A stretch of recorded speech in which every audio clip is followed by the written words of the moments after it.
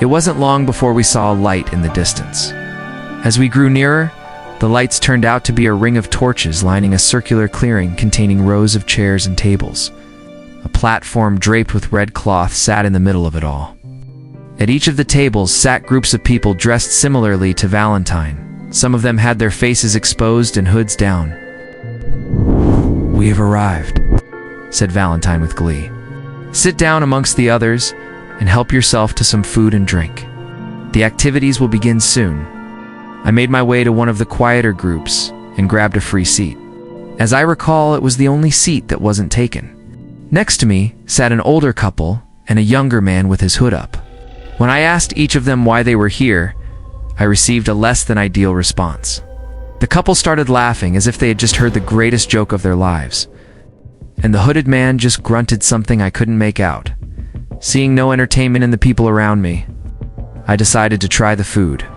There were occasional bits of bread surrounded by various meats. Having eaten a filling meal in town a few hours before this all began, I was not exactly starving, so I decided to try the drink, which was in cups sitting in front of each chair. I took a small sip and my mind became clouded. My vision blurred with color and I began to feel unwell. The older woman told me that the discomfort passes after the third cup, and let out an unpleasant laugh. After about 5 minutes, the effects of the drink finally subsided, and I quietly poured the rest onto the ground. I didn't think any of them would notice. Suddenly a bell rang out, and the attendees stood up from their chairs in unison and approached the center of the clearing. Valentine made his way over as he walked me toward the center. "How did you enjoy the refreshments?" "The guests?" he asked. I held my tongue about my unpleasant experience at the table and said everything was fine. "I've calmed down quite a bit now. What's next?" "Excellent, my friend. I'm sure you will patch things up with that young woman after tonight, and I'm glad to have been of assistance to you. But now we have matters to attend to." We found ourselves standing in the center of a circle of the hooded guests, all of them with hoods up and hands folded in front of them. Valentine instructed me to sit in the center of the ring. When I objected, he told me this was just a formality in order for the group to accept my presence amongst them for the night. I knelt as I was told, and Valentine took his place at the red platform as I glanced around me. All of the robed people seemed to be making a strange droning sound that rose and fell as the minutes passed. I looked up at my tall guide, who had turned to face the center of the circle, and to my amazement, he had drawn back his hood to reveal a sight I would never forget.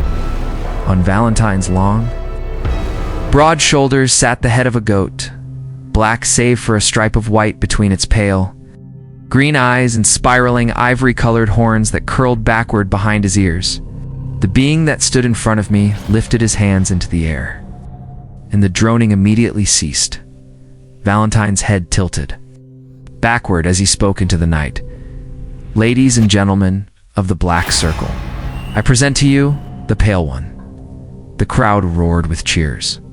"On this night, we shall end the struggle and bring about a new era of peace for our order."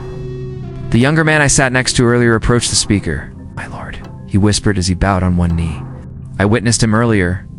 He has not accepted the purifier. We cannot continue until he has." He then retreated back to his place and resumed his stance. "Is that so?" said Valentine thoughtfully. "Well then, I am sorry to delay, my people, but the ceremony must wait." The circle answered the statement with sounds of disapproval. A large member drew a curved blade from his robes and approached me.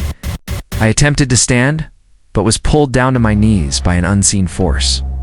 "For the love of the Great Mother, I've waited my whole life for this moment," the man shouted as he flipped the knife in his hand.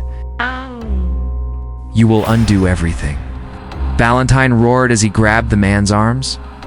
The last memory I have of that night was of the large form of Valentine, grappling with the hooded man until they both crashed to the ground in front of me. In the tangle of limbs, the handle of the man's knife struck me squarely between the eyes, and I lost consciousness.